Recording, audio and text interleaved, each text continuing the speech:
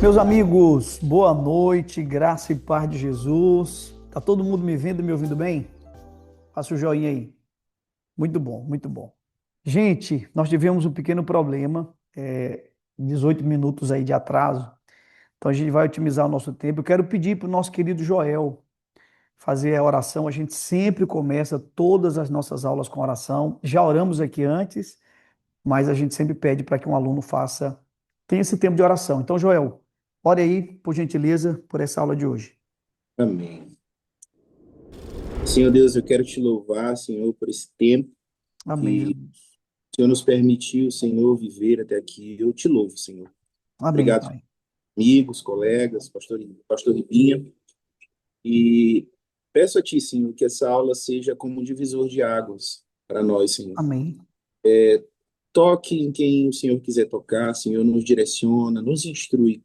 Faça conforme o Senhor quiser fazer usando o Teu Filho. Amém. No nome de Jesus, amém e amém. Amém. Muito obrigado, Joel. Gente, vamos combinar o seguinte: nós vamos dar todo o tempo para o professor Lucas dar aula, e no final da aula dele, a gente vai abrir para algumas pouquíssimas perguntas, tá bom? Então, de antemão, quero agradecer o professor Lucas Gesta. Eu não vou apresentá-lo e peço até que ele também já vá direto para a aula, até porque eu acho que todo mundo aqui na escola já conhece o professor. É uma das maiores autoridades hoje na história da igreja, sobre a história da igreja no nosso país. E teve um dia hoje muito cansativo, mas mesmo assim está aqui com a gente, servindo a nossa escola, e eu quero de antemão agradecê-lo. Eu imagino o cansaço que ele deve estar. Professor, é uma alegria, uma honra ter você com a gente. Estamos aqui para ouvir de Jesus a partir da sua vida, tá bom? Fique à vontade, você tem o tempo que você precisar para compartilhar essa aula conosco. Boa noite, pastor. Obrigado. Obrigado pelo convite. Uma bênção estar aqui com vocês. Todo mundo me ouve bem? Então eu vou compartilhar minha tela aqui. Eu mandei aí um pedido. Ok. Nossa aula de hoje, nós vamos falar um pouco sobre a história da pregação na igreja antiga, na igreja do século I, do século II. E eu quero ir um pouquinho, né, se der tempo da gente chegar até um pouco mais longe. E eu quero trabalhar aqui alguns paradigmas com vocês do que seria o modelo de pregação antigo, as formas, os modelos de pregação que os cristãos antigos eles dispunham no seu dia a dia. O cristianismo ele nasce no século I, e quando a gente vai para o século II, ele já está presente em 3 continentes, ele já está presente tanto na Ásia, na África, quanto na Europa. Então, o cristianismo ele tem um crescimento gigante, a história desse espalhar da religião cristã, com as condições que eles tinham, né, com o pouco número de cristãos que havia, é de um sucesso assim que não há nenhum tipo de comparativo com outras religiões da antiguidade. Né? Se a gente pegar as religiões missionárias, elas demoraram séculos para se espalhar, como o budismo, por exemplo. O confucionismo nem se espalhou tanto. Agora, se a gente pega o Islã, ele se espalhou pouco, se a gente comparar com o cristianismo, mesmo que o Islã tivesse, né, um aparelho de guerra, um aparelho militar impondo as suas diretrizes. O cristianismo ele se espalha por 3 continentes, aí no século II, finalzinho, ele já deve estar entre a Índia e a Inglaterra, vamos colocar assim no mapa, e tem alguns aspectos aqui que eu quero trazer hoje que possibilitaram, e isso faz parte da história da pregação. Né? Esses aspectos aqui, a pregação de pessoas simples, comuns, né? A pregação durante as perseguições, ou testemunho, né? O raciocínio intelectual e pastoral dos primeiros apologistas e mestres da fé, e a pregação e ensino dentro do ambiente monástico. E vou começar, então, trabalhando aqui com vocês esse primeiro aspecto, que é o aspecto mais comum da gente observar na antiguidade. Então, eu vou trazer aqui para vocês um texto de um historiador eclesiástico, Eusébio de Cesareia. Ele viveu no século IV, e o Eusébio, ele narra, né, como que era a pregação, como ele via a pregação nos tempos antigos, né, no seu tempo. Então, eu vou ler aqui com vocês. Então, o que ele diz? Nessa época, e aí Eusébio já vive na Igreja Antiga, né? Ele é do século IV. Quando ele fala nessa época, ele está falando dos inícios do cristianismo se espalhando pelo mundo. Então, nessa época, muitos cristãos sentiram sua alma inspirada pela palavra santa, assim como um desejo veemente de alcançar a perfeição.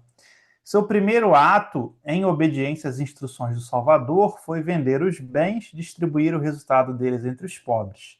A seguir, abandonando seus lares, passaram a cumprir a obra de evangelistas, tendo como alvo pregar a palavra de fé para os que ainda não a tivessem ouvido e confiar-lhes o livro dos evangelhos divinos. Continuando aqui. Eles se contentavam simplesmente lançar os fundamentos da fé entre esses povos estrangeiros. A seguir, nomearam pastores e lhes deram a responsabilidade de edificar o que eles haviam simplesmente induzido a crer. Passavam a seguir a outros países e nações com a graça e a ajuda de Deus. Então, o primeiro modelo de pregação ele se faz com o nosso próprio sacerdócio universal. Os grandes evangelistas que a gente às vezes pensa hoje, né? Hoje a gente vê um mundo de grandes evangelistas, de grandes pregadores mundiais, de gente que converte milhões de pessoas, às vezes pensa no Billy Graham, pensa no Moody, né? Pensa nesses grandes evangelistas. E durante toda a antiguidade cristã, basicamente, não existia mega evangelismo, não existia mega culto, não existia nada disso. Não existia, talvez, nem pregações em praça pública, porque às vezes a gente vê o nosso contexto hoje e joga na antiguidade. Na antiguidade, você não tinha nem, muitas vezes, praça pública igual a gente tem. Então, o maior combustível evangelístico era de pessoas comuns. Então, aqui, ele fala, né, de homens e mulheres também, isso aconteceu muito, que se sentiram inspirados, venderam tudo que eles tinham, distribuíram entre os pobres e saíram pregando o evangelho. Saíram por aí, né? Para pregar exatamente para quem nunca viu e nem ouviu, e para distribuir o pouco que dava, né, dos textos do Evangelho, dos textos de Paulo, do que eles tinham ali nas mãos.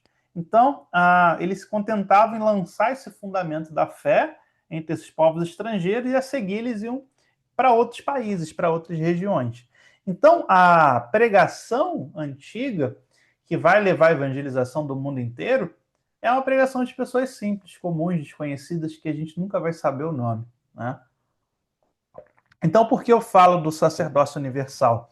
Porque hoje a gente acaba alienando a pregação para o pastor, alienando a pregação para uma liderança, alienando a evangelização para o evangelista, para o presbítero, para o pastor, e, na verdade, esse modelo é um modelo universal. O cristão pregando, ele alcança o mundo.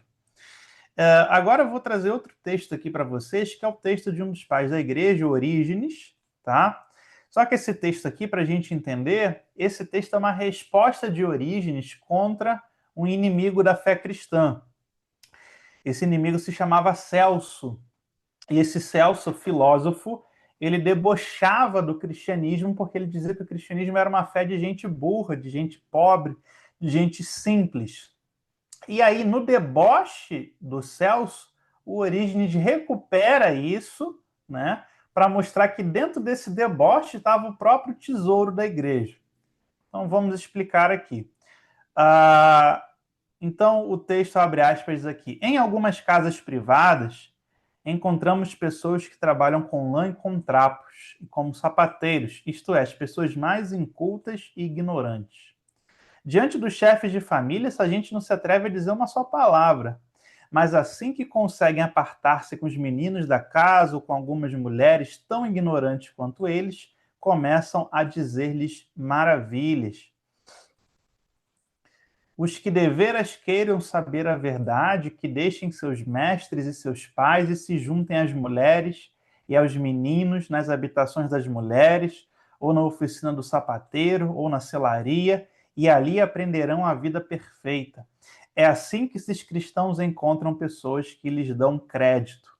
Então, nesse ataque de Celso contra a fé cristã, ele deixa muito claro que a fé cristã, ela se espalha, ela é pregada por pessoas comuns, né? Gente que trabalha com lã, gente que trabalha com trapos, sapateiros, habitações das mulheres, ou seja, cozinha, a lavanderia, né? Os locais de limpeza. E aí ele faz questão aqui de associar a fé cristã e a pregação a mulheres e a crianças, ou seja, pessoas que para o mundo filosófico não tinham capacidade intelectual, né?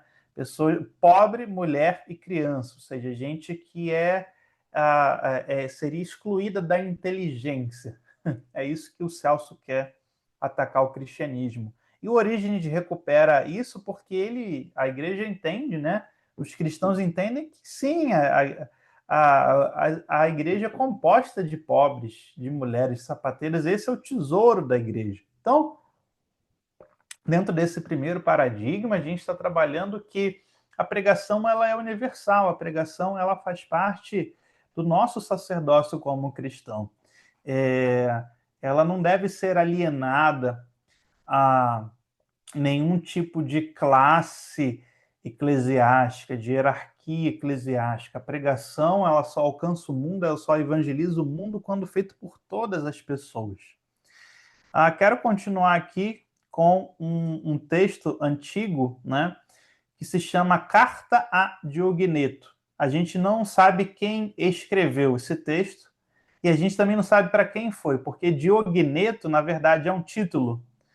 Então, possivelmente, isso aqui é a carta de um cristão para um governador, alguns dizem que para um imperador, alguns vão dizer que é para algum senador, alguém que poderia estar diante de uma possível promoção da perseguição aos cristãos. Alguém que tinha poder para perseguir os cristãos e iria perseguir os cristãos por causa das invenções, né, e das maledicências que falavam contra os cristãos. E aqui nessa carta de Diogneto que a gente encontra uma das maiores pregações antigas depois do Novo Testamento.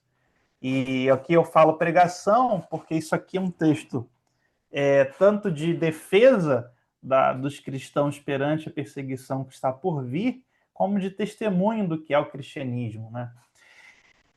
Então, abre aspas aqui. Os cristãos, de fato, não se distinguem dos outros nem por sua terra, nem por língua ou costumes. Ou seja, os cristãos eles são de todos os povos, eles não são um povo bárbaro que invadiu Roma. Com efeito, não moram em cidades próprias, nem falam língua estranha, ou seja, língua de estrangeiros, né? Nem têm algum modo especial de viver. Sua doutrina não foi inventada por eles, graças ao talento e especulação de homens curiosos, nem professam, como outros, algum ensinamento humano. Pelo contrário, vivendo em cidades gregas e bárbaras, conforme a sorte de cada um, e adaptando-se aos costumes do lugar, quanto à roupa, ao alimento e ao resto, testemunham um modo de vida social admirável e, sem dúvida, paradoxal. E aqui começa, né, o grande testemunho dele. Vivem na sua pátria, mas como forasteiros. Participam de tudo como cristãos e suportam tudo como estrangeiros. Toda pátria estrangeira é pátria deles, e cada pátria é estrangeira. Casam-se como todos e geram filhos, mas não abandonam os recém-nascidos, como era costume dos romanos e dos que viviam embaixo do Império Romano, principalmente do mundo greco-romano, abandonar o recém-nascido, abandonar a menina, abandonar o aleijado, abandonar a criança com algum tipo de questão física. Então, o que ele está falando? Os cristãos ao mesmo tempo que são pessoas que são cidadãos normais, nascem nas classes normais da sociedade, nascem nas cidades romanas, eles se portam como se fossem, eles são, como é que eu posso dizer, perseguidos como se fossem estrangeiros, né? Toda pátria estrangeira é pátria deles, porque você tem cristão que é de Corinto, cristão que é de Roma, cristão que é do Egito, cristão que é de Antioquia, da Síria, mas cada pátria é estrangeira. Então vamos ver aqui, continuar. Põe a mesa em comum, mas não leito, né? Porque os cristãos eles têm o costume de fazer refeições, né? A ceia em comum, mas não o leito, ou seja, a acusação de que eles faziam orgias e práticas sexuais é absurda. Estão na carne, mas não vivem segundo a carne. Moram na terra, mas têm sua cidadania no céu. Obedecem às leis estabelecidas, mas com sua vida ultrapassam todas as leis. Amam a todos e são perseguidos por todos. São desconhecidos e, apesar disso, condenados. São mortos e, desse modo, lhes é dado a vida. São pobres e enriquecem a muitos. Carecem de tudo e têm abundância de tudo. São desprezados e, no desprezo, tornam-se glorificados. São amaldiçoados e depois proclamados justos. São injuriados e bendizem. São maltratados e honram. Fazem o bem e são punidos como malfeitores. São condenados e se alegram como se recebessem a vida. Então, o paradigma da pregação cristã inicial é pregar com a própria vida.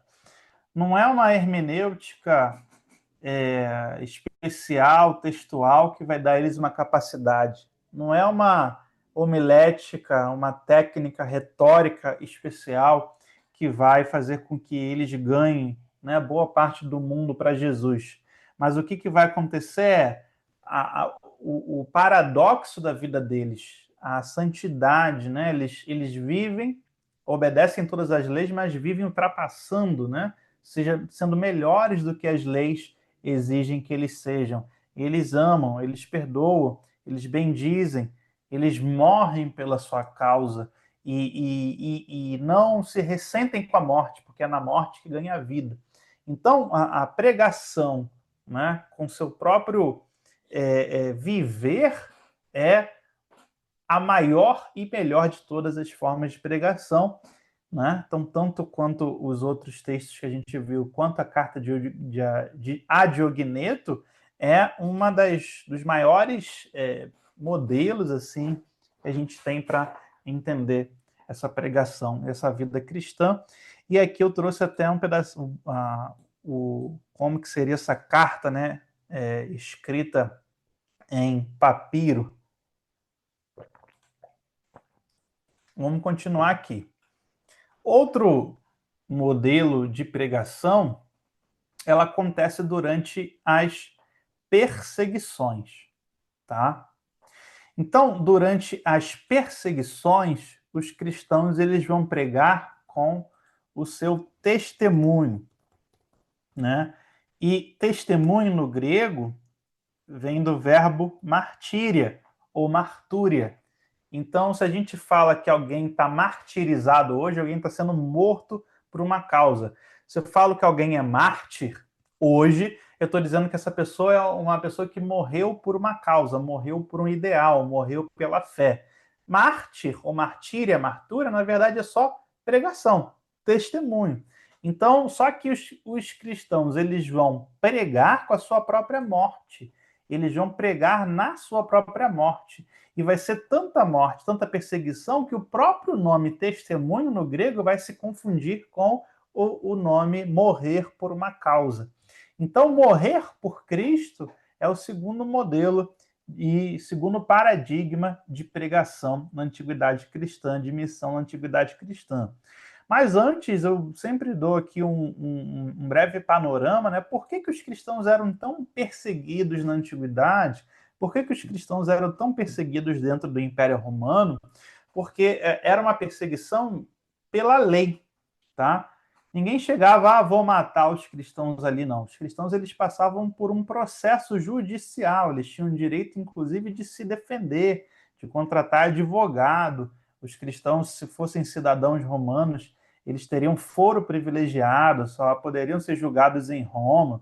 Então, Roma não perseguia, no Império Romano não perseguia os cristãos por vontade, assim, da cabeça, mas porque tecnicamente eles estariam infringindo leis, né? Desobedecendo leis. Quais eram essas? Né? Os cristãos, eles são acusados de ateísmo. Isso é um crime dentro do Império Romano, ateísmo, e os cristãos são acusados de ateísmo. Por quê? Porque os cristãos, eles não creem e dizem que os deuses dos romanos também não existem, né?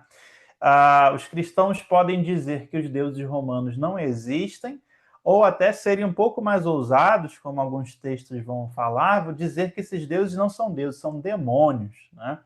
Então, toda vez que tem algum problema dentro do Império Romano, um terremoto, um vulcão, praga na colheita, perde uma guerra, algum tipo de doença irrompe, sem a culpa das desgraças naturais e das desgraças no campo e das desgraças na guerra é sempre que os deuses estão irados com a população ali.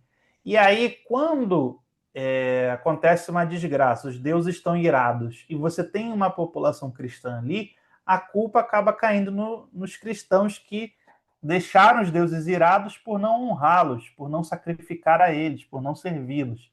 E aí os cristãos vão dizer, não, nós não somos ateus, nós cremos em Deus e no único Deus, o de vocês realmente não existe.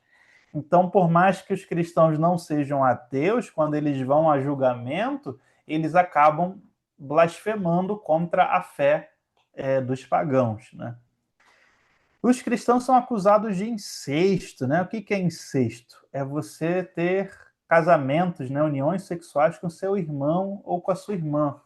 Isso é um absurdo, né? Mas é porque os cristãos eles se tratavam como irmãos, igual a gente trata hoje uns aos outros como irmão em Cristo, irmã em Cristo, né? Todo mundo aqui, se for casado, é casado com a sua irmã em Cristo, né? Mas não irmã de sangue. Mas a fofoca fazia com que os cristãos eles fossem levados ao tribunal para responder por incesto. E lá eles falam, né? Não, aqui é uma família espiritual e a minha esposa, o meu marido, ele não é meu irmão de sangue. E aí o juiz fala, então tá bom, pode ir, adora o imperador ali, presta um sacrifício à divindade e vai embora. O cristão acaba se dando mal na parte final, porque ele não vai poder adorar o imperador e aí ele vai ser condenado do mesmo jeito. Os cristãos eram acusados de sensualidades e abominações em suas reuniões, né? Confundiam as festas cristãs com alguns rituais sexuais e abomináveis, chamados, né, hoje de religiões de mistério, em que realmente tinha orgias, mutilações genitais e todo tipo de coisa para deuses como Átis, Cíbele e Dioniso, né? Umas divindades aí antigas. E aí, como o cristianismo, o culto tinha que ser às vezes escondido, às vezes em casas, às vezes em regiões ermas, as pessoas confundiam os cristãos com essas pessoas que faziam esse tipo de culto. E aí acabava tendo que responder para a justiça às vezes. Os cristãos eram acusados de infanticídio e canibalismo, né? Os cristãos eles diziam que quando eles se reuniam, eles comiam o corpo e bebiam sangue do seu Senhor. Então, os cristãos eles celebravam a ceia, né, memorialmente como o corpo e o sangue de Jesus, e quem estava de fora acabava entendendo que eles estavam realmente praticando canibalismo, comendo carne e bebendo sangue de alguém que eles matavam. E aí eles poderiam falar, né? O Filho de Deus morreu para nos salvar. Então alguém poderia falar, eles matam uma criança lá, o filho lá do Deus deles, o filho do Senhor deles, come a carne e bebe o sangue. Então esse tipo de coisa absurda era realmente considerada na época. A gente está falando de século I, século II, século III. Então, é uma época de muita ignorância também, pouca informação. E os cristãos eram pronunciados por isso. Os cristãos também, isso aqui não é um crime, mas era uma tipo de uma acusação de deboche, que os cristãos adoravam asno crucificado, né?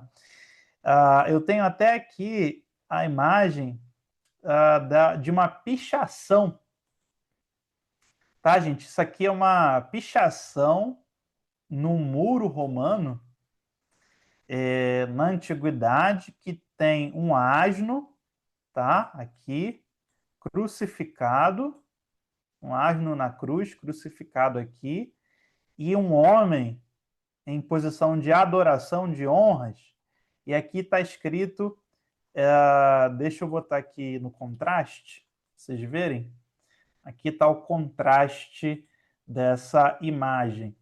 É um asno crucificado e uma mensagem escrita: Alexâmeno adora a Deus, tá? Alexâmeno adora a Deus. Ou seja, a ideia é que os cristãos, eles são pessoas das mais incultas, ignorantes e tolas, e o asno, ele é o próprio símbolo da... que a gente chama de... Aliás, até hoje, né, a gente chama alguém de burro, né? A gente chama do próprio animal. Você é burro, você é um asno, você é um jumento. É a mesma ideia, que os cristãos, eles são tão idiotas que o próprio Deus deles era o jumento, né? Então, isso é uma acusação que se faz aos cristãos na antiguidade. Vou voltar aqui. E aí, né, serem pessoas ignorantes, cuja fé é baseada em tolices, contradições, e os cristãos também são chamados de destruidores da família, da civilidade e da sociedade greco-romana, né? Uma religião, geralmente é chamada de superstição, que destrói esses princípios da família, da civilidade e da sociedade. Por que os cristãos seriam uma religião que destrói isso? Porque toda a vida social dentro do Império Romano está envolvida com a adoração a alguma divindade. Então, se você é pescador, você vai pescar, e todos os pescadores em associações adoram os deuses do mar, os deuses da pesca, os deuses Poseidon, enfim. Se você é um soldado, você vai adorar os deuses da guerra, você vai prestar veneração aos estandartes, você vai prestar adoração ao imperador. Quando uma criança nasce, você tem que consagrar a ela a divindade que cuida da família, né? Se você mora numa cidade, todo ano tem a festa para os deuses daquela cidade. Fora isso, você tem que adorar o imperador. O que acontece? Quando alguém se converte, ele acaba tendo que sair do seu círculo social. Às vezes, parar de participar das celebrações familiares, que se for uma pessoa rica, um senador, o culto aos deuses se dá dentro da própria casa, né, da própria família. Se você tem uma profissão, você vai ter que fugir, né, nos dias de adoração daquelas divindades. E, aliás, os cristãos, eles chocavam muito porque eles colocavam escravo e livre todos juntos na religião e se considerando irmãos. E, às vezes, um escravo era a liderança cristã, um escravo era o presbítero, um escravo era o diácono, um escravo pregava, o escravo era autoridade na igreja. Às vezes o cara que não era autoridade era um cônsul romano, alguém de uma família imperial. Então, para os romanos, o cristianismo ele invertia, ele bagunçava, ele era revolucionário, ele invertia as ordens que os romanos e os gregos estavam acostumados. Então, para ele, se essa fé se espalhasse, seria o fim, né, da sociedade romana. Literalmente, eles entendiam assim, porque não teria mais a hierarquia de nobre e plebeu, de escravo e livre, de homem e mulher, que é exatamente o que o cristianismo está acabando, né, com essa hierarquia. E aí, gente, eu trouxe aqui para vocês, quando os cristãos eles se convertiam na antiguidade, o que eles já tinham na cabeça? Que toda a liderança, né, os apóstolos, morreram, e morreram mal, morreram mártires, né? Então, Mateus esfaqueado, Tiago, filho de Zebedeu, e Paulo decapitados, Pedro crucificado de cabeça para baixo, Filipe crucificado, Matias queimado, Bartolomeu decapitado, Tiago apedrejado até a morte, André crucificado na cruz de Santo André, Lucas enforcado, Simão Zelote e Judas Tadeu esfolados, Tomé transpassado por varas, né, na Índia, segundo a tradição, por lanças, né? Então, qual que é a esperança? Se você se converteu, se você é cristão, muito provavelmente é isso aqui que vai te esperar, o martírio, a morte por Cristo. E essa morte aqui, ela é honrosa, porque você está seguindo os passos de Jesus e seguindo os passos dos apóstolos. Então, morrer por Cristo já era quase... Hoje ninguém precisa ter medo, você crê, você se batiza e assim, a possibilidade de martírio na sua vida é zero. Né? Mas naquela época, a possibilidade de martírio para a sua vida era gigantesca. Aliás, era até legal você morrer por Cristo, né? Você ser martirizado. E aí eu trouxe aqui, depois eu volto aqui na catacumba, um relato, né? O relato de um pai da igreja chamado Inácio de Antioquia. Inácio, naquela época, ele era um dos líderes mais importantes da história do cristianismo. Ele era um dos líderes mais importantes porque ele já tinha pastoreado aquelas igrejas gigantescas lá na Ásia, ele era um teólogo, ele era um apologista, ele tinha uma experiência, um contato pastoral com igrejas no mundo inteiro, ele já era idoso, ele é da geração daqueles que andaram, né, com alguns dos apóstolos ou com alguns dos discípulos dos apóstolos. Portanto, Inácio, ele não poderia morrer humanamente falando, assim, é o cara que tinha que estar vivo para estar ajudando a igreja. Mas o que acontece? Inácio ele vai ser denunciado para a justiça como cristão, e Inácio ele era cidadão romano. Logo, ele não poderia ser morto em Antioquia ou julgado em Antioquia, ele deveria ser enviado para Roma. E ele então é preso e enviado para Roma numa caravana com outros prisioneiros, né? Com vários outros prisioneiros cidadãos romanos. Essa viagem demorava muitos e muitos meses. E um dos soldados que estava escoltando Inácio, ele era cristão. E ele ajudou Inácio a mandar cartas, as últimas cartas da vida dele para as igrejas, tanto que ele pastoreava quanto que ele se preocupava, né? E durante esses meses, esse cristão que era soldado e levava as cartas e levava as informações, acaba sabendo que os cristãos em Roma prepararam uma espécie de fuga para Inácio. Alguns acham que os cristãos estavam projetando sequestrar Inácio e sumir com ele de lá. Outros dizem que estavam projetando contratar um bom belo advogado para livrar Inácio durante a audiência, mas tanto faz. Aí Inácio escreve essa carta para os romanos, né? E falando, não façam isso. Ó, o que ele diz, abre aspas. Temo a vossa bondade, que pode me causar dano, pois vós podeis fazer com facilidade o que projetais, né? Libertar ele. Mas se vós não prestardes atenção ao que vos peço, ser-me-á muito difícil alcançar a Deus. Para não somente me chamarem cristão, mas que também eu me comporte como tal. Meu amor está crucificado. Não me agrada mais a comida corruptível, mas quero o plano de Deus, que é a carne de Jesus Cristo. E seu sangue quero beber, que é bebida imperecível, ou seja, ele quer ser martirizado como Cristo. Porque quando eu sofrer, serei livre em Jesus Cristo, né? Serei livre dessa carne. E com ele ressuscitarei em liberdade. Sou trigo de Deus, e os dentes das feras hão de moer-me, para que eu possa ser oferecido como pão limpo de Cristo. Se nada dizeis acerca de mim, eu chegarei a ser palavra de Deus. Mas se vos deixais convencer pelo amor que tendes pela minha carne, voltarei a ser simples voz humana. Então, o que o Inácio está querendo dizer aqui é que quando ele estiver lá na arena, no Coliseu da vida, né, a morte dele vai ser o quê? Pregação. Ele pregou a vida inteira, ele ensinou a vida inteira, mas se ele morrer por Cristo, a morte dele se torna o quê? Uma palavra de Deus, né? Uma forma da pregação, uma forma de Deus falar.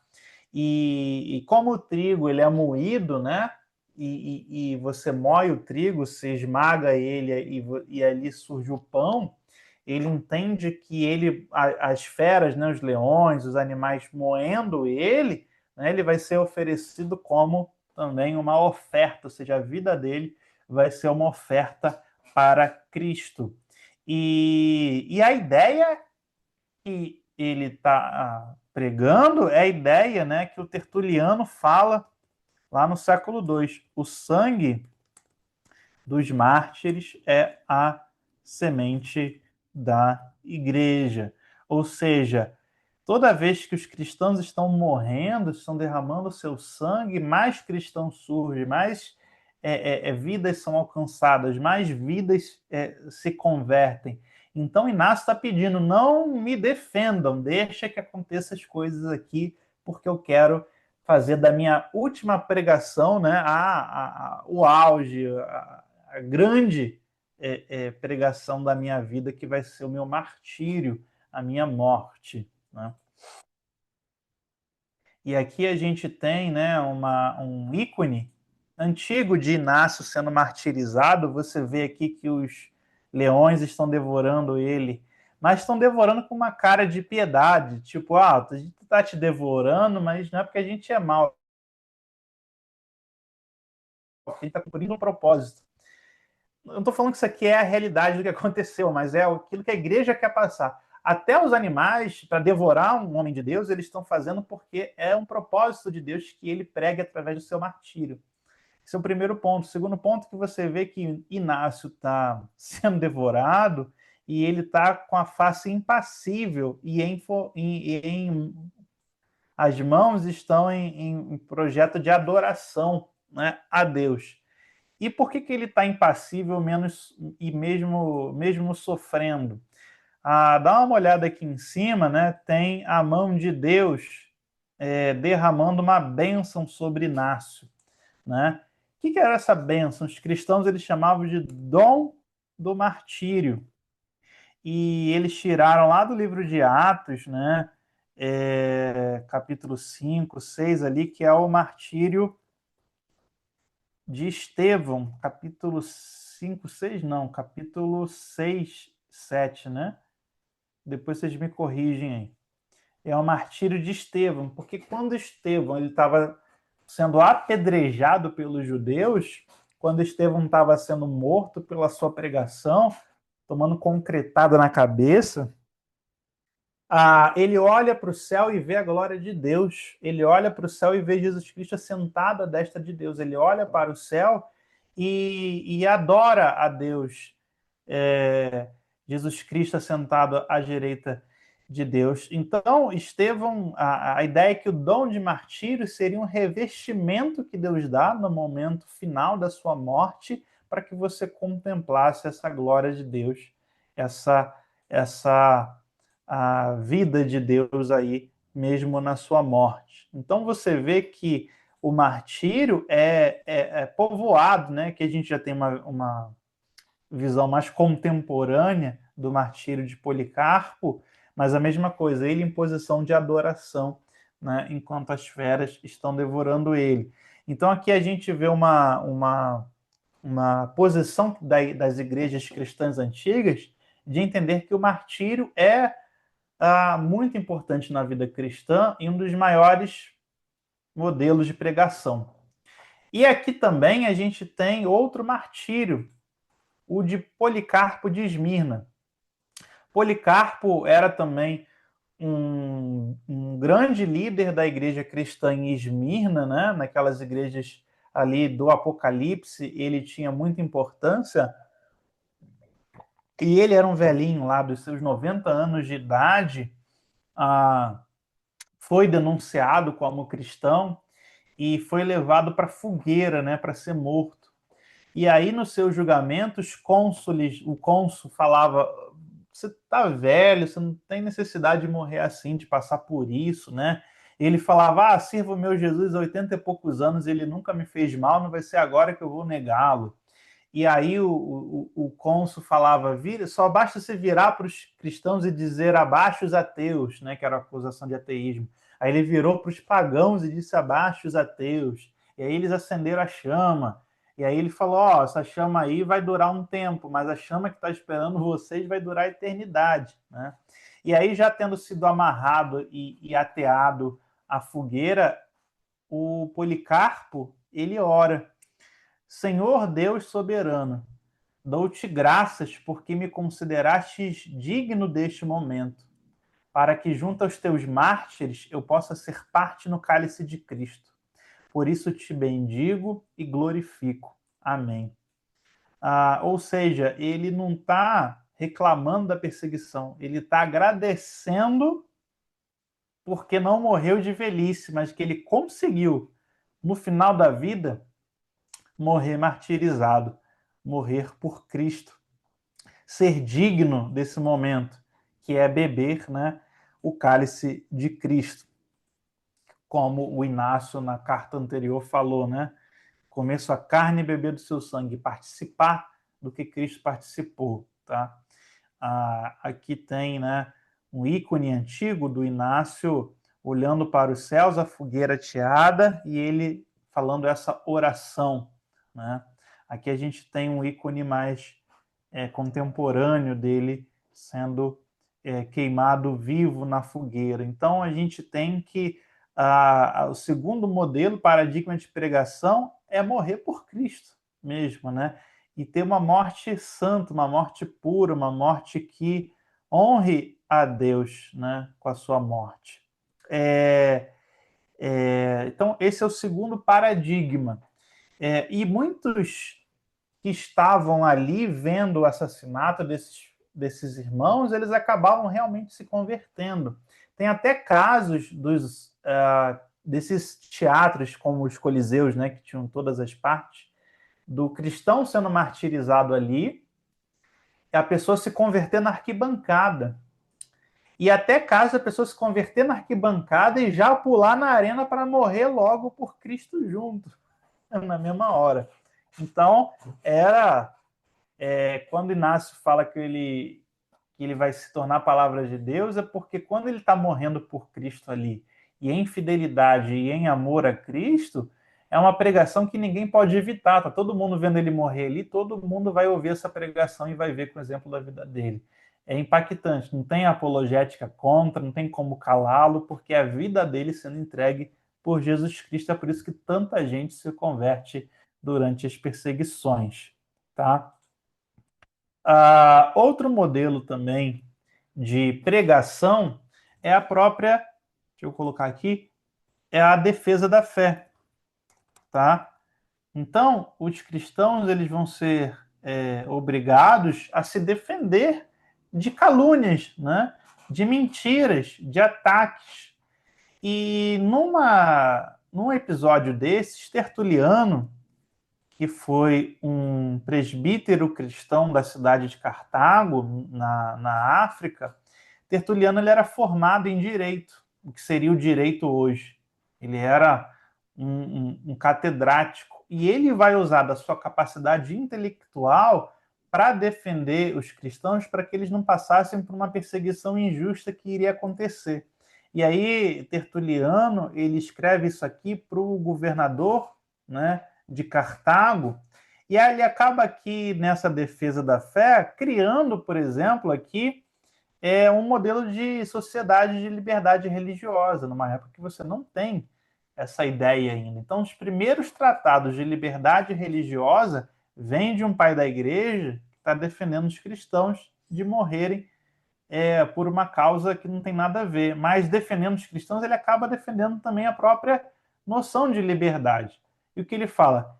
Que um seja livre para adorar a Deus e a outra a Júpiter. Ou seja, liberdade religiosa.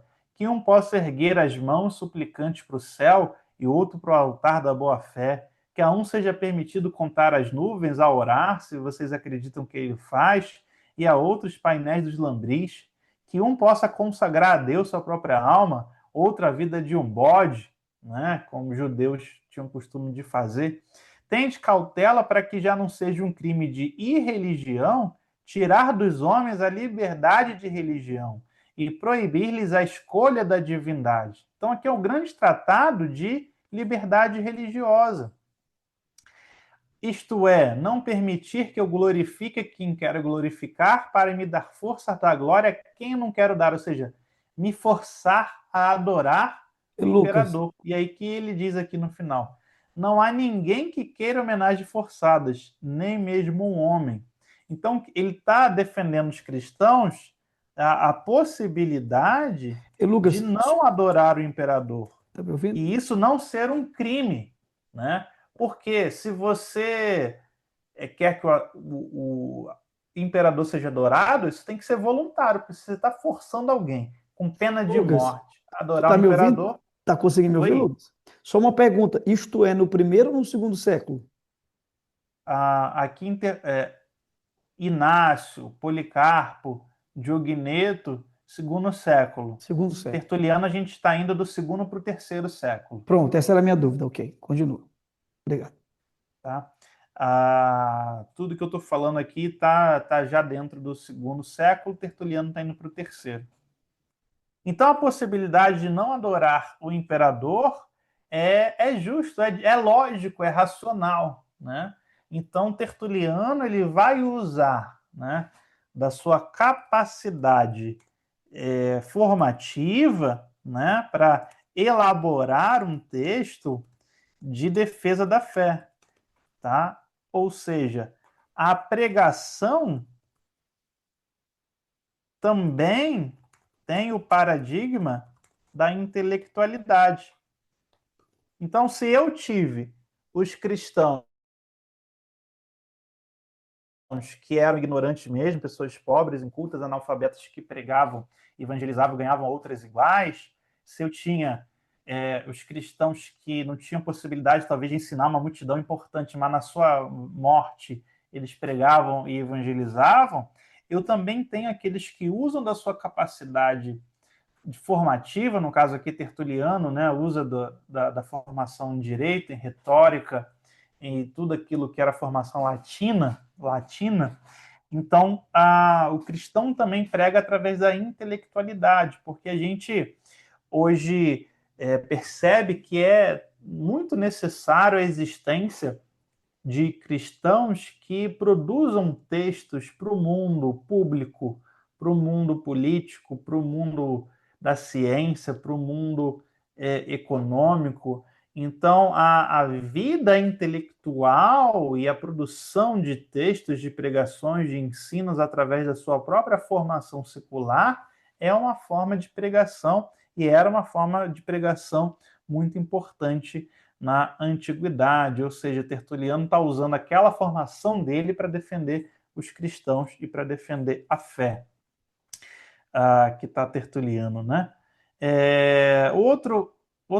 Outra forma disso, né? Outro exemplo, na verdade, é de Teófilo, que ele era bispo, né? E Teófilo ele vai responder a um amigo dele que era anticristão, né? Teófilo diz assim para o amigo dele nesse texto que eu acho muito interessante, Teófilo de Antioquia.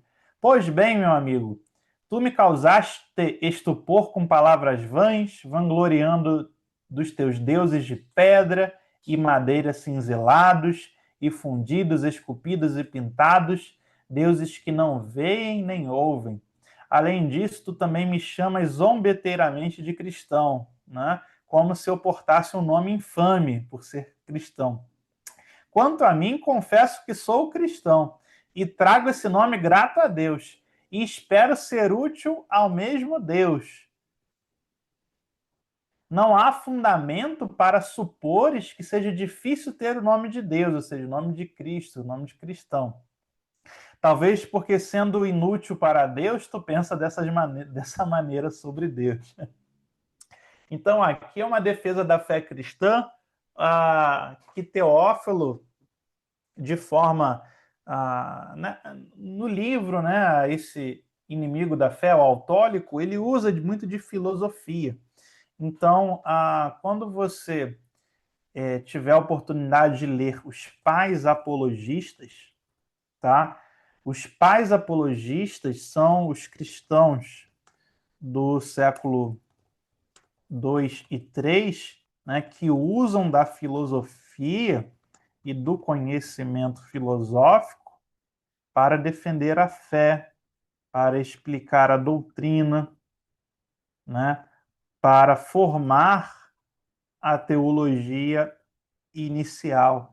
Então, os pais apologistas, que o Teófilo é um deles, eles vão demonstrar que sim, o conhecimento, e aqui no caso que seria o conhecimento científico da época, conhecimento de filósofos gregos, de filósofos romanos, de filósofos helenistas, conhecimento de metafísica, conhecimento de religiões, é importantíssimo, porque Teófilo, quando ele vai escrever seus livros, seja autólico ou a outros, ele vai pegar todo o cabedal intelectual, todo o cabedal de conhecimento e vai aplicar na evangelização, na defesa da fé e também na formação de questões teológicas, ou seja, explicar por que que depois de morto, se eu morrer decapitado, se eu morrer queimado e virar cinzas, como é que eu vou poder ressuscitar? De explicar como que nós cristãos somos monoteístas, né? Mas dizemos, afirmamos as três pessoas divinas, Pai, Filho e Espírito Santo, e mesmo assim a gente é monoteísta, de afirmar, né, que nós cremos na divindade e na humanidade do Filho de Deus, de Jesus Cristo. Então, o cabedal teórico científico da época, que no caso era a filosofia, seja grega, romana, helênica, ela vai ser uma forma de pregação potentíssima, importantíssima na antiguidade cristã. Porque eu sempre trago isso aqui porque muitos hoje têm uma posição anti-intelectual, né? Anti-estudo, anti-conhecimento de história, de filosofia, de economia. Parece que a pessoa ela acha que ela tem uma capacidade autônoma de dominar todas essas áreas, não sei como, né? E vai poder dialogar com pessoas dessa área sem conhecer essa área.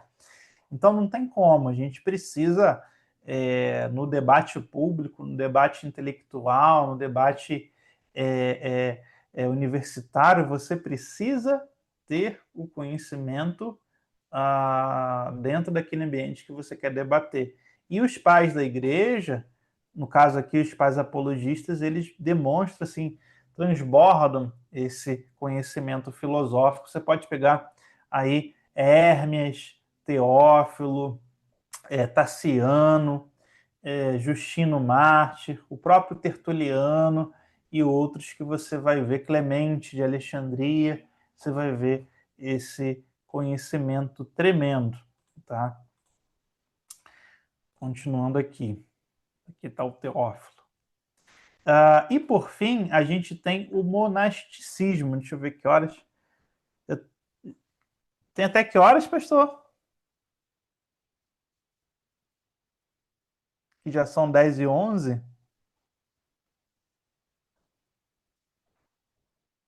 Tá Deixa me Deus ouvindo? usar.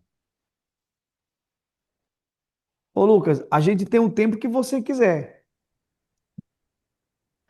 Tá, deixa eu só então falar um pouquinho aqui, então. É porque tava marcado até as 10, né? Isso. Tá. Deixa eu falar um pouquinho aqui desse tema. Outro modelo de pregação e missão antiga é o monasticismo. Nós, evangélicos, a gente não tem esse modelo na nossa vida. A gente não vê monge evangélico, monge protestante hoje em dia, né? Aliás, nunca viu. Existe, né? Mas é muito raro. Só que o monasticismo ele foi um dos maiores movimentos de expansão do cristianismo para todo mundo, tá? Os monges foram a maior força missionária cristã até a Idade Moderna, né? E, Então, a Lucas, maior força missionária, seria os padres do deserto, esses monásticos aí? sim, os chamados padres do deserto, eles eram monges, né? O que é monge? A palavra monge vem do grego monakos, que significa solitário. Então, o que acontece? O movimento monástico é um movimento de fuga do mundo, né? Ele começa no século IV, entre o Egito e a Síria, tá? E ele vem de uma época que o cristianismo ele já está se tornando uma religião grande, uma religião pública, uma religião lícita, as perseguições vão desaparecer e muitas pessoas vão entender que não há como viver uma fé radical na vida comum. Eles vão buscar uma fé mais profunda, uma fé mais pura, fugir do barulho do mundo, né? E aqui surgem dois modelos primordiais de formas de ser monge cristão, que são no Egito, acontecem no Egito, né? O primeiro é Santo Antão e o segundo é Pacômio, tá? Começando com Santo Antão, é o movimento dos anacoretas. Anacoretas significa fugitivo, retirante. Antão, ele era um jovem rico, que a vida dele não fazia muito sentido, e ele tem um encontro com os cristãos, ele se converte, tá? E ele acaba ouvindo falar de um santo homem de Deus, né, que vivia isolado. Esse homem se chamava Paulo, né, mas a gente não tem muita informação sobre esse Paulo. E esse Paulo ensinou para ele como viver a vida no deserto, né? E o que eles faziam no deserto? Em oração, em jejum, às vezes em guerra espiritual, né? Que era muito comum, leitura e meditação da palavra. Só que a vida desses monges era tão santa e tão espiritual que eles acabavam atraindo as pessoas até eles. As pessoas iam no deserto para ouvir eles pregarem, buscava a santidade, a correção na vida desses homens. E até levava demônio para eles expulsarem, doentes para eles curarem. Então, os anacoretas, que são esses monges que vivem sozinhos no deserto, eles vão ser uma das maiores forças evangelizadoras do mundo cristão antigo.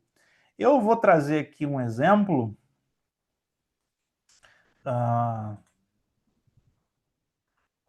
Isso aqui é uma rocha lá numa região desértica, e aqui cavado na rocha são locais de vida desses anacoretas, né? Então eles não tinham realmente nada, nem conforto, nem nada. Eles queriam só viver para Deus.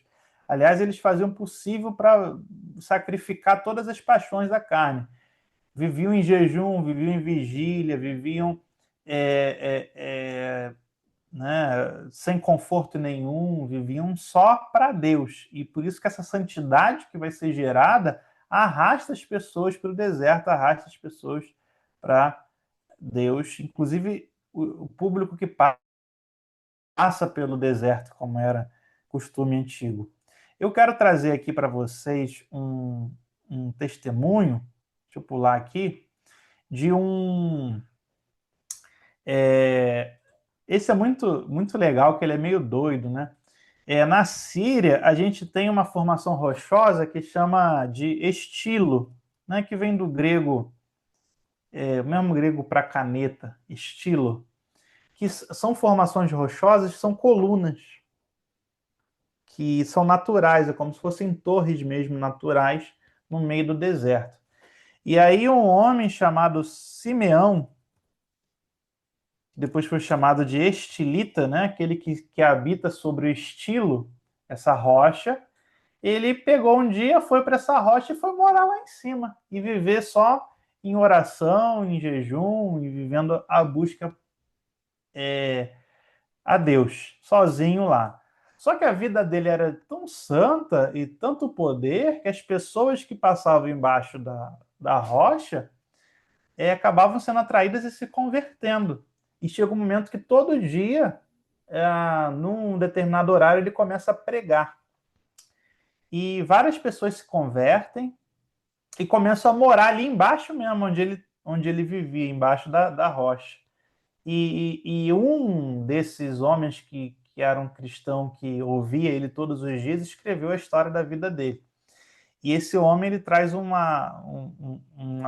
ele conta, né, aqui um trecho que eu trouxe para vocês. Esse homem chamado Teodoreto de Ciro, que depois vai se tornar bispo, teólogo, cristão muito importante, ele conta a vida de São Simeão. Aí ele fala assim, que São Simeão, o estilita, ficava dia após dia tostando, né, naquele calor do deserto, naquele sol, atraindo a si, por causa de sua grande reputação, os mais variados visitantes dos lugares mais distantes.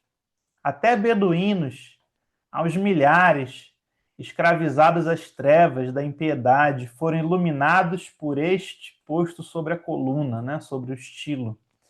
Eles chegavam em grupos, 200 deles em um grupo, 300 em outro, ocasionalmente milhares deles, e renunciavam com seus gritos aos erros tradicionais que cometiam. Então as pessoas, multidões, né, chegavam no deserto e acabavam se convertendo, se arrependendo dos seus pecados pela presença de Simeão lá. Quebravam os ídolos que veneravam na presença daquela grande luz e renegavam os rituais estáticos de Afrodite, o demônio cujo o serviço aceitava há muito tempo. Desfrutavam da iniciação religiosa divina, ou seja, da pregação, e recebiam suas leis proferidas pela língua santa de Simeão. Então, você fala, Lucas, o cara está no deserto, está ali isolado, não está com ninguém, mas a santidade, o poder, a graça de Deus nas centenas e milhares de homens e também de mulheres de Deus que vão ser anacoretas sozinhos no deserto, acabam levando a salvação, acabam levando a conversão de muitos, né? E aí o Teodoreto termina aqui. E eu mesmo fui testemunha dessas coisas e as ouvi enquanto eles renunciavam à impiedade ancestral, né, os pagãos, e se submetiam à instrução evangelística. Aqui tem uma pedra, né, uma rocha com ícone de Simeão lá em cima da torre, né, do estilo, o Espírito Santo visitando ele, e outra pessoa levando para ele pão e água, numa escada, que era isso que ele comia durante a semana, só queria comer pão e água, né, o suficiente para não morrer, mas o próprio Espírito Santo visitando, e aí quando ele pregava, as conversões aconteciam, e essa era a história da vida de São Simeão, que é um modelo de anacoreta, a gente tem vários outros modelos. Para a gente concluir, além dos anacoretas, a gente tem os cenobitas, né? A palavra cenobita significa vida em comum, né? Cenobita é a vida em comum. Começa com Pacômio. Pacômio, ele era mesma história, né? Um jovem que queria mais de Deus, abandonou a sua carreira, a sua vida, e foi para o deserto buscar a vida como um anacoreta. E Pacômio foi crescendo espiritualmente no deserto, e o que começou a acontecer? Muitos outros jovens, quando ele era jovem, né? Muitos jovens igual a ele começaram a perseguir ele, correr atrás dele no deserto para que ele ensinasse o tempo todo a fé, e ele não queria, ele queria ficar sozinho, ele só queria ficar com Deus e tal, até o momento que ele foi tocado e ele sentiu que não era para ele expulsar aqueles jovens, mas era para ele viver com aqueles jovens. E aí, com Pacômio, surge o que a gente chama de mosteiro, né? É o local onde vive os monges, mas agora vivem em coletividade, vivem igual uma igreja nos desertos, tá?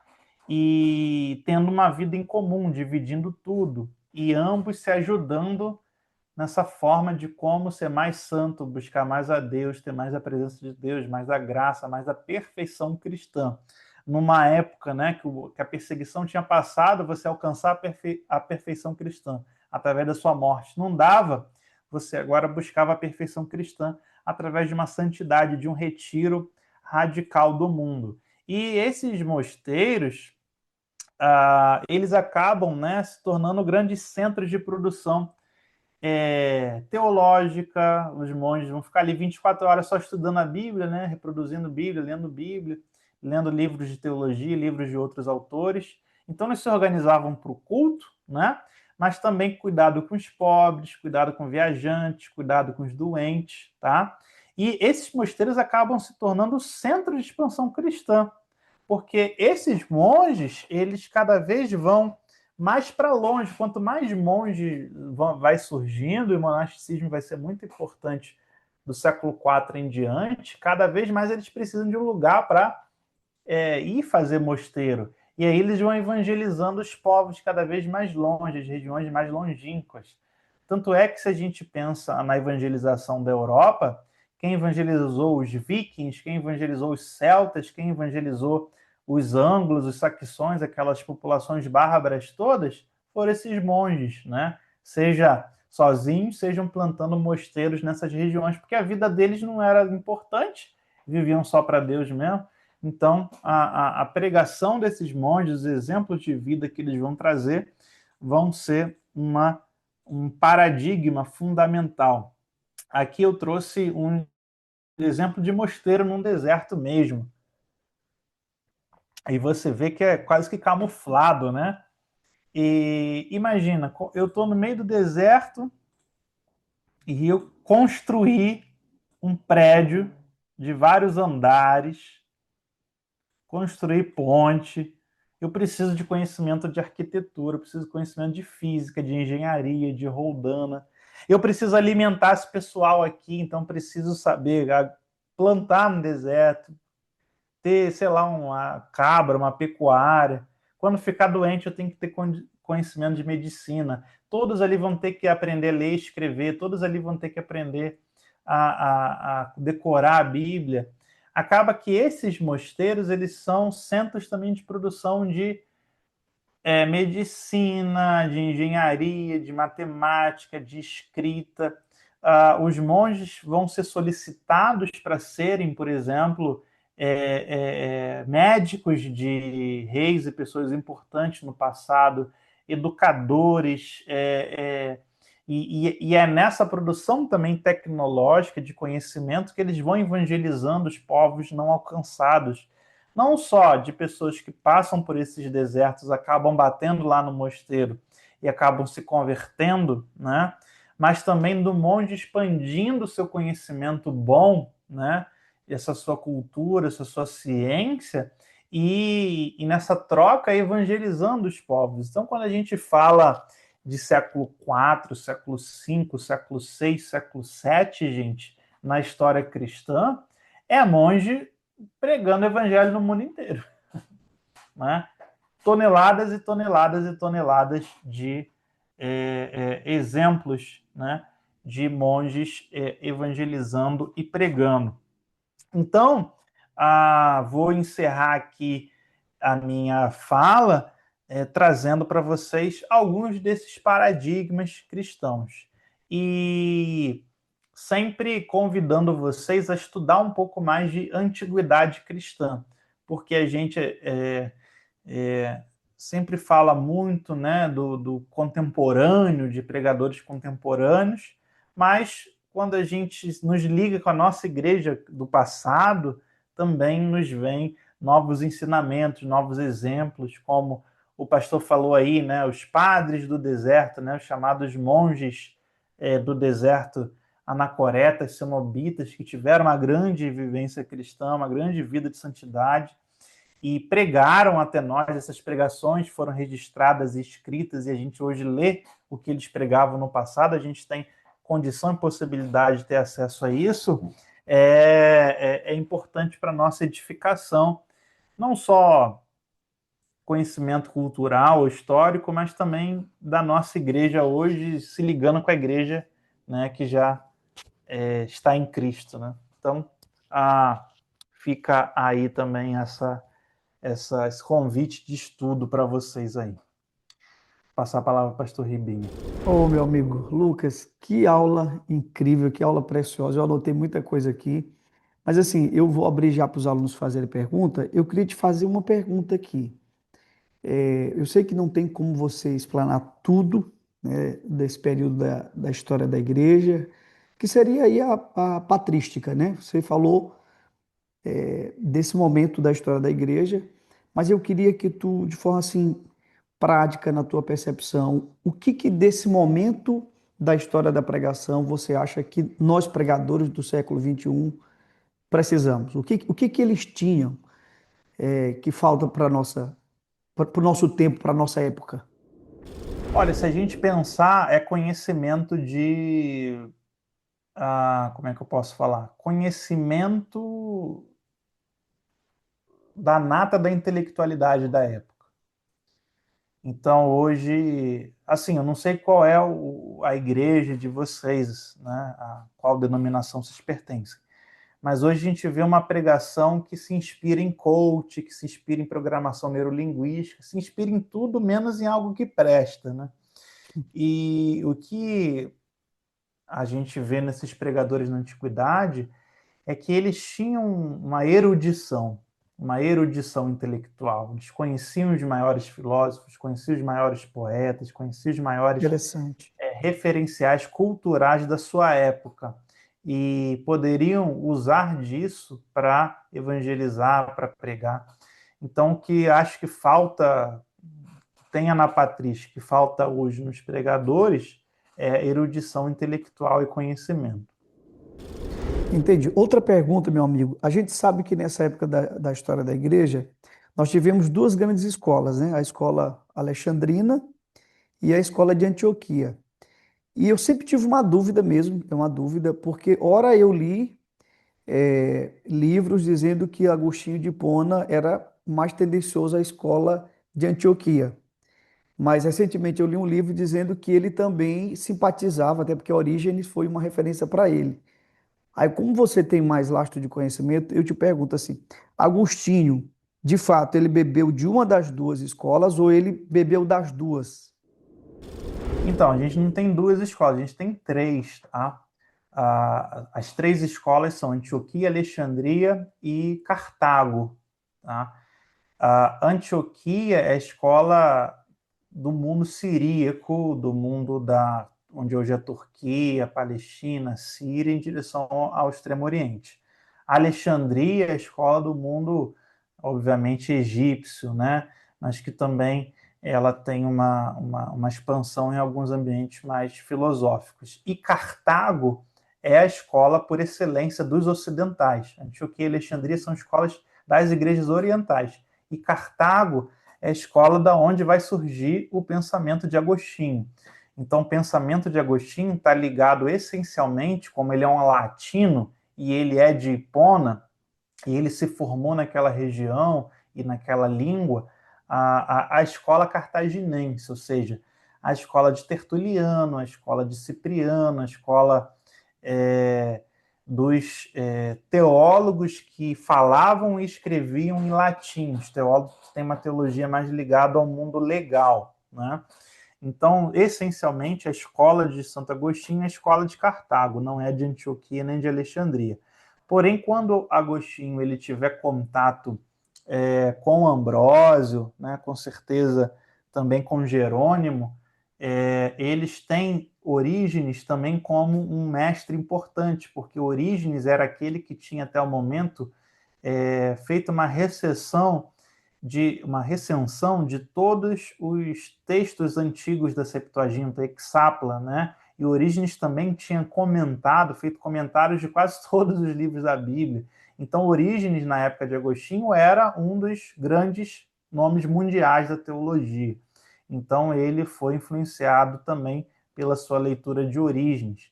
Ao mesmo tempo que Agostinho ele também foi influenciado, de certa forma, pela escola de Antioquia por via Irineu de Lyon. Irineu ele se tornou, né, um dos grandes nomes da teologia também, e apesar de ser antioqueno, siríaco dessa escola, ele migrou para a Europa, né? Ele migrou com a comunidade por algum motivo para que seria a França, né, que seria Lyon, e aí Irineu passa a ser também uma voz intelectual. Então Agostinho ele é essencialmente um teólogo cartaginense, um teólogo latino que bebe tanto em certa parte dos alexandrinos via principalmente Orígenes e da escola siríaca antioquiana através de Irineu de Lyon. Então, essa escola de Cartago, ela era mais literal ou ela era alegórica ou as duas coisas? ela era, ela era uma escola de interpretação legal, no sentido que você era literal, mas Uhum. você lê a Bíblia para extrair a lei, uma constituição, uma regra, uma moral, né? Enquanto a escola de Antioquia da Síria, ela é uma escola que extrai do texto bíblico, né, as profecias, as revelações de Jesus Cristo, desenvolvimento da fé durante a história. A escola de Cartago ela não vai ver esse desenvolvimento, ela vai ver um corpo. Vou dar um exemplo: a escola de Cartago é que coloca Antigo Testamento e Novo Testamento, né? Isso não Hum, era o termo utilizado pelos cristãos assim no normal, era Antiga Aliança e Nova Aliança, tinha a ver mais com o mundo judaico. uhum. Essa transformação do próprio texto bíblico das escrituras em um argumento legal, um argumento é, de tradição jurídica, um Antigo Testamento e um Novo Testamento, ou como Tertuliano também chamou, um Antigo Instrumentum e um Novo Instrumentum, fornece as bases eclesiológicas, né, da escola de Cartago. Entendi. Essa escola de Cartago, ela é bem posterior, né? Não, ela é da mesma época. Então, era tudo contemporâneo. Sim, mas não se conheciam, né? Cada escola, essas três escolas, elas surgem no século II, né? Cada uma no seu mundo, sem trocar muito conhecimento entre elas. Não tinha contato Entendi. assim muito físico. Os contatos vão surgir ao longo do tempo, somente no século III. E depois, no século IV, vai gerar aí a confusão toda dos concílios ecumênicos, quando Uhum. essas escolas começarem a brigar. Leia o Justo Gonzalez, História Ilustrada do Cristianismo, que aí você vai ter um panorama completo dessas escolas e dos pensadores dela. Inclusive, Orígenes foi considerado herege, né? Pela forma alegórica de pregar, não foi isso? Não, na verdade, Orígenes não, a alegoria em si não era uma heresia, né?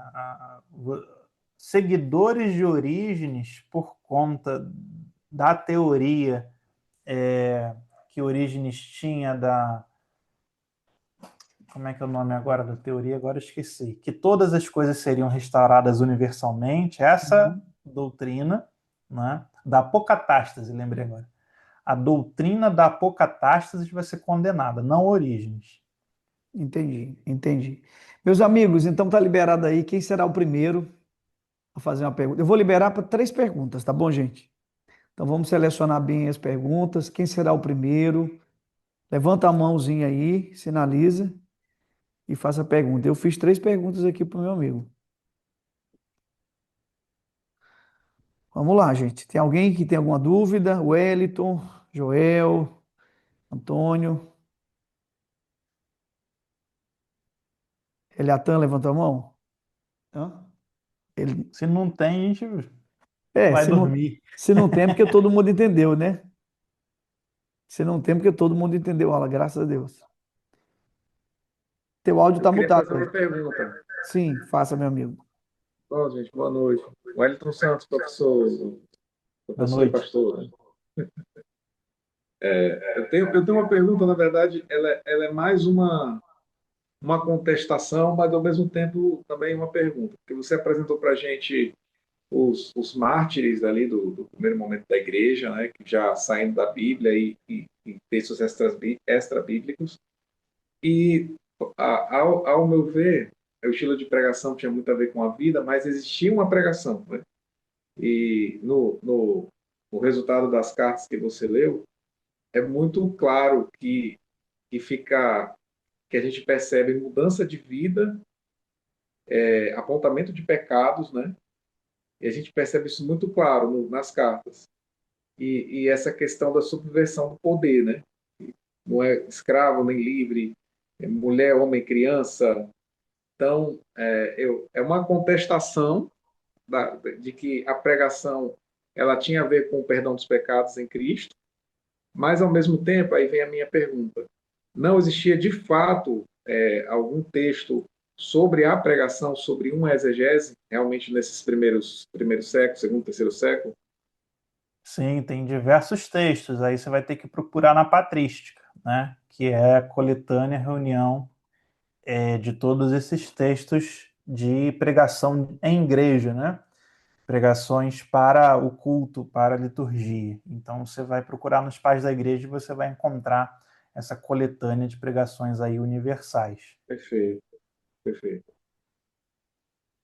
Mas aí dentro dessa questão, aí vem a pergunta. A pergunta, ela era a pregação, ela era exegética, homilética, ela tinha um fundamento que a gente utiliza hoje nas pregações. O que você poderia dizer para a gente dentro dos estudos já dos pais da igreja que o senhor já leu?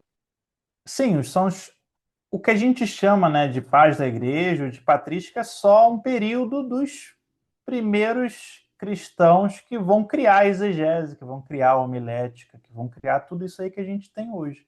Foram eles que criaram isso tudo. Então você vai ter pregações exegéticas de cunho tipológico, que seria de Antioquia, histórico tipológico, pregações exegéticas alegóricas, que seria de Alexandria também, mas a Alexandria também fazia pregações tipológicas e históricas e literais, e você tem essas exegese legalista, né, da escola de Cartago, e ao mesmo tempo você tem pregações mais simples, né, se a pessoa não tem uma formação, pregações mais de exortação, pregações mais de mudança de vida. Você tem também alguns exemplos de pregações que são textos mais apocalípticos ou textos proféticos, né, como o Pastor de Hermas. Você também tem instruções apostólicas, eclesiológicas, como a de Daquê. Então, para você ter contato com isso tudo, você tem que ler o que a gente chama de patrística. Muito bem. Gente, então vamos, como a gente já Perfeito. excedeu aí 30 minutos já da aula, Lucas, se o pessoal aqui quiser comprar teus cursos, te acompanhar, queria que meu amigo falasse aí pra gente como é que a gente faz para a gente ter mais acesso. Eu tenho assistido, eu não vou dizer todos, porque tem muita coisa no YouTube, mas eu já assisti muito do que você já produziu ali. E eu queria que nesse minuto agora você falasse para a gente aqui, onde é que a gente pode encontrar, qual a plataforma, os teus cursos. Todos os meus cursos, na verdade, eles são todos reunidos numa plataforma só, que você faz pelo mesmo preço, que eu chamo da Netflix da história da igreja, que eu vou até aqui mostrar rapidinho, só já que eu tenho aqui o, o host. Então, aqui no curso geral de História do Cristianismo que vocês estão vendo, você vai ter curso de História da Igreja Antiga, Medieval, Moderna, Contemporânea, Surgimento dos Dogmas, Desenvolvimento da Doutrina, inclusive essa aula que você falou das escolas Uhum, antigas, né? que legal.